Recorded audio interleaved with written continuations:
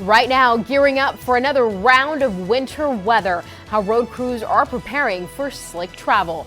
Plus, health officials are keeping a close watch as a new COVID variant is making its way through the U.S. Covering the Triad and beyond. This is ABC 45 News at 6.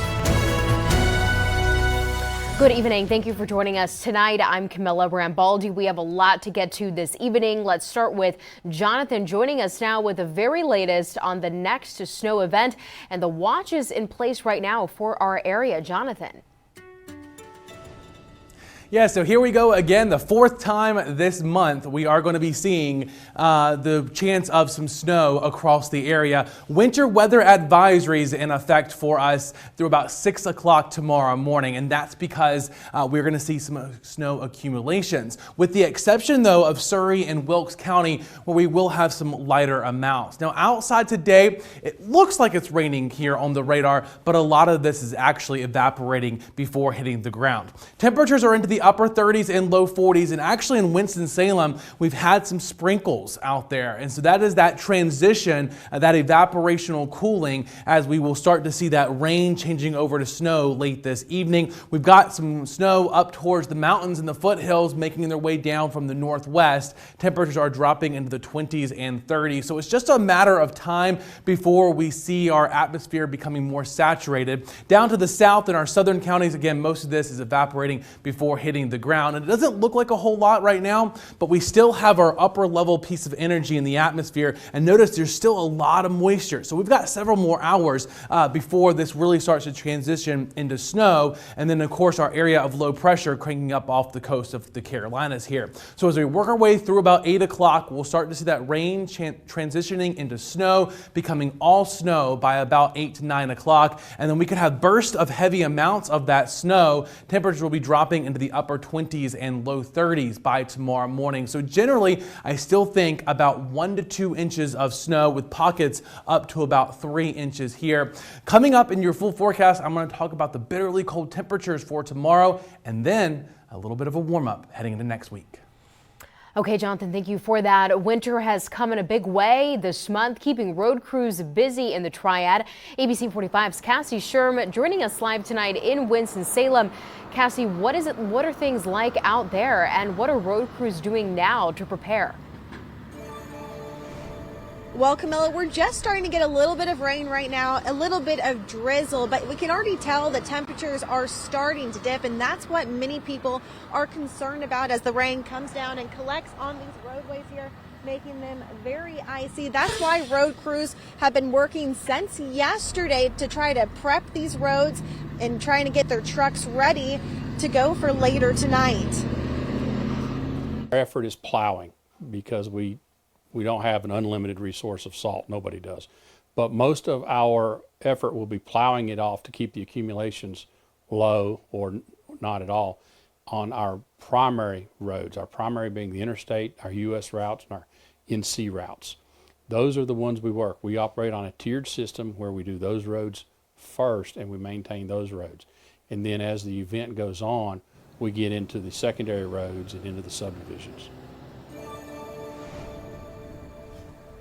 Now, crews and first responders are concerned about how the weather is going to react on these roadways and having slippery roads, so they are asking people to take it slow. Just last week when we had a winter experience, we had about 150 calls for Winston-Salem Police Department dealing with cars going off in the ramps area as well as in the snowbanks. So they're asking people, if you don't have to drive, stay home tonight. Reporting here in Winston-Salem, I'm Cassie Sherm. Back to you.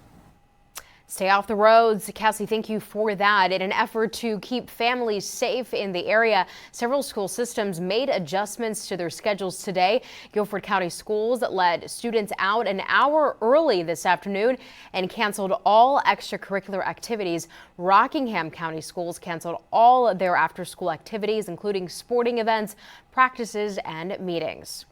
And as always, to keep up with the latest weather updates, just download our free ABC 45 News app. We will be updating the forecast hour by hour, and you will get those push alerts directly to your phone on important closures and watches in your area. You can download it right now on your phone. Just visit the App Store.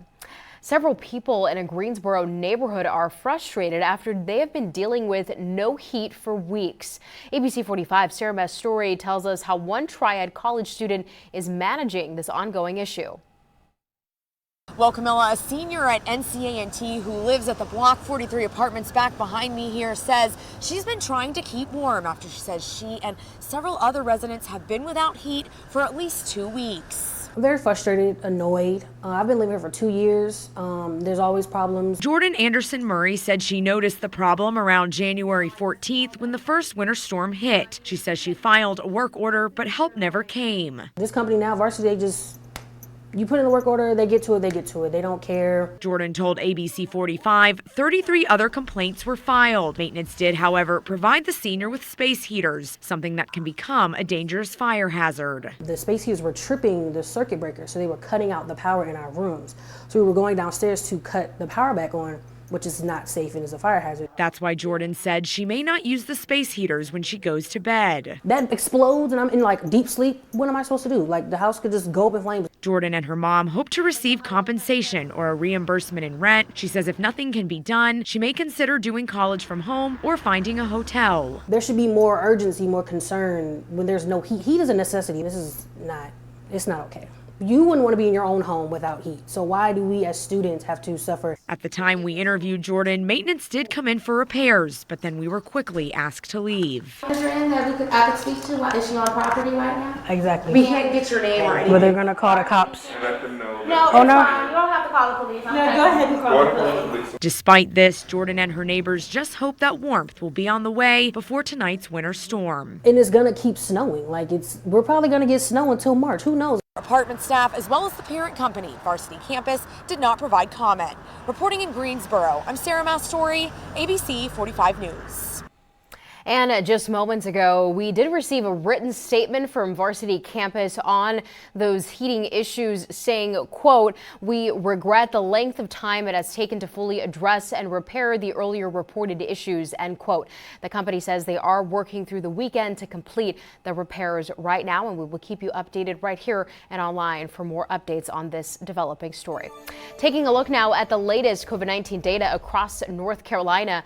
Right now, more than 5,000 people are in the hospital fighting the virus.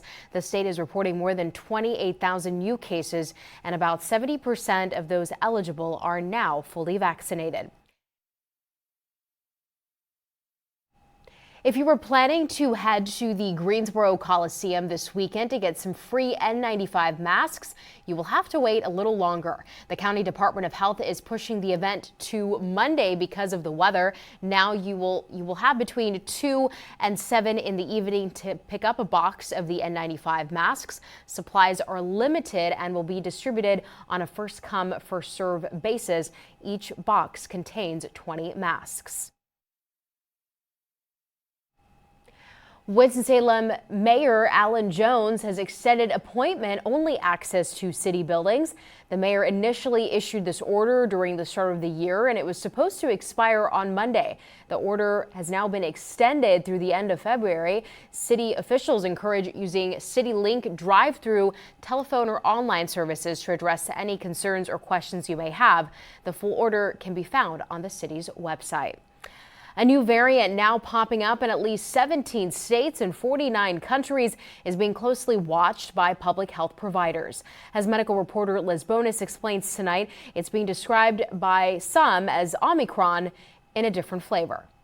It appears to behave much in the same way as Omicron, but may be part of what public health providers say is an exit surge. And every time there's a surge and you think things are going down, there's a little hump and comes back down.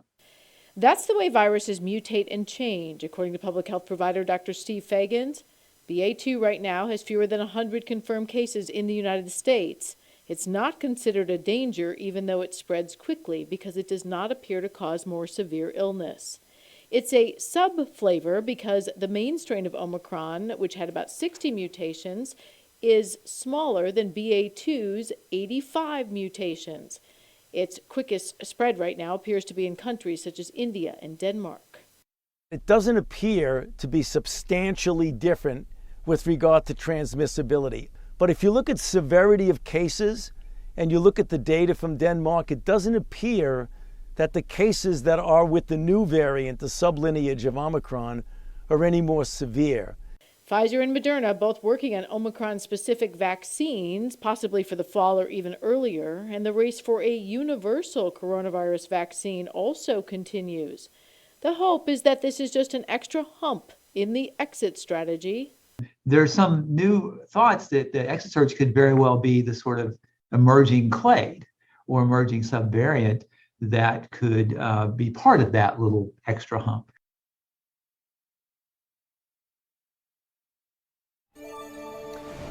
All right, that was medical reporter Liz Bonus there. Greensboro police have charged a woman with first-degree murder following a stabbing incident early this morning.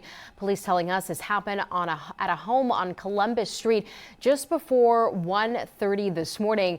The victim, identified as 35-year-old Darius Levon Poteet, was taken to the hospital where he later was pronounced dead. 30-year-old Shalisha Davis is currently being held at the Guilford County Jail under no bond.